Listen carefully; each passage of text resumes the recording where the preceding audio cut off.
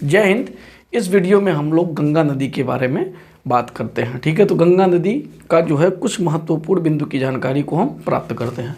तो सबसे पहले क्या है कि गंगा नदी जो है हिमालयी अपवाह तंत्र का एक भाग है। गंगा नदी हिमालयी अपवाह तंत्र का एक भाग है। दूसरा बिंदु कहता है कि इसके अंतर्गत गंगा एवं उसकी समस्त सहायक नदियाँ, हिमालयी अपवाह तंत्र का एक भाग है और इसके अंतर्गत गंगा एवं उसकी समस्त सहायक नदियां शामिल हैं। ठीक है, अब सहायक नदियां कौन कौन सी हैं? तीसरा बिंदु ये बताता है कि कोसी, गंडक, यमुना, गोमती, घाघरा इसकी सहायक नदियां हैं।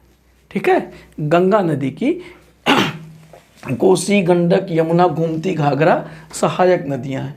चौथा ये कहता है बिंदु भैया कि गंगा नदी देवप्रयाग में देवप्रयाग में अलकनंदा और भागीरथी नदी के मिलने से बनी हुई है। मतलब देवप्रयाग में अलकनंदा और भागीरथी नदी के मिलने से बनी हुई है। कौन? गंगा नदी। ठीक है, अब उसमें देखते हैं फिर अगला पॉइंट क्या है इसका कि उत्तराखंड में उत्तरकाशी जिले में सतोपंथ एक हिमनद है। सतोपंथ और गंगोत्री दो हिमनद उपस्थित हैं।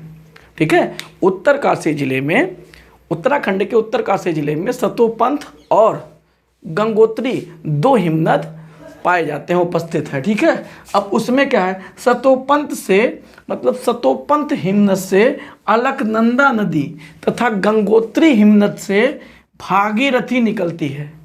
ठीक है, सतोपंथ नदी मतलब सतोपंथ हिमनद से अलकनंदा नदी निकलती है और जो दूसरा हिमनद है मतलब गंगोत्री हिमनद है उससे भागीरथी नदी निकलती है और इन दोनों का संगम कहाँ होता है? देवप्रयाग में होता है। किसका? अलकनंदा और भागीरथी का। तो जब ये दोनों नदियाँ मिल जाती हैं तो वहीं से इसको जो है गंगा नदी मान लिया जाता है। अब गंगा नदी क्यों कहा जाता है? गंगा नदी का ही नाम भागीरथी नदी भी है। ठीक है, जानवी, सुरसरी, भागीरथी ये सब गंगा का उपनाम है। गंगा को ही जानते हैं इसी नाम से जो है।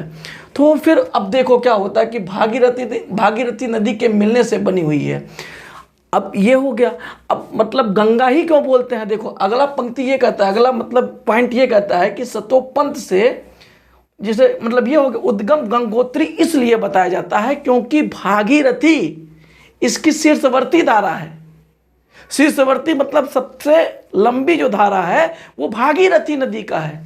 ठीक है, इसीलिए इसको जो है भागीरथी गंगा की शीर्षवर्ती धारा है। इसीलिए इसको हम लोग क्या कहते हैं? अलकनंदा ना कह के गंगा कहते हैं, भागीरथी नदी के नाम से जाना जाता है।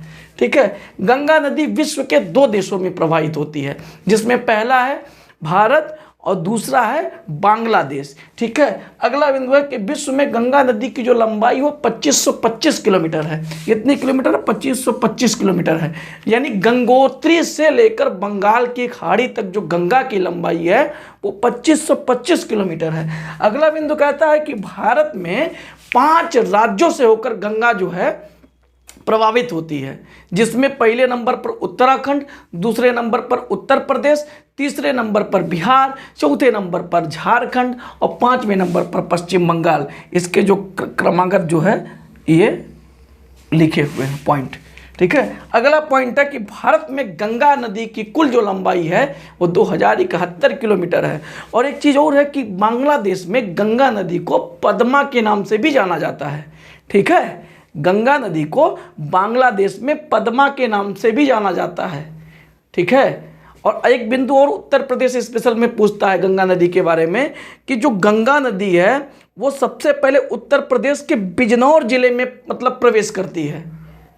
ठीक है, हाँ, उत्तर प्रदेश के बिजनौर जिले में सबसे पहले जो है गंगा नदी प्रवेश करती है।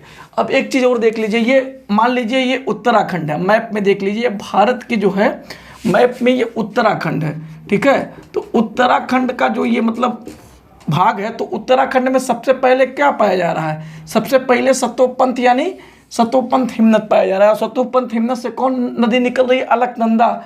और इसमें जो है इसके बाद का जो हिमनद है वो गंगोत्री है, यानी शीर्षवर्ती धारा है। कौन? गंगोत्री जो है शीर्षवर्ती धारा है।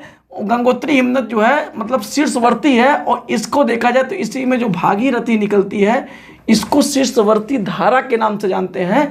इसीलिए हम लोग गंगा नदी को भागीरथी भी कहते हैं, गंगा भी कहते हैं, सुरसरी भी कहते हैं, जानवी भी कहते हैं। तो कहने का मतलब यह है कि बाबू गंगा नदी का ही उपनाम भागीरथी, सुरसरी, जानवी ये सब है। ठीक है, तो फिर अगली वीडियो में हम लोग कुछ नया जानकारी लेंगे। तब तक के लिए जय हिंद, मिलते हैं फिर नेक्स्ट वीडियो में।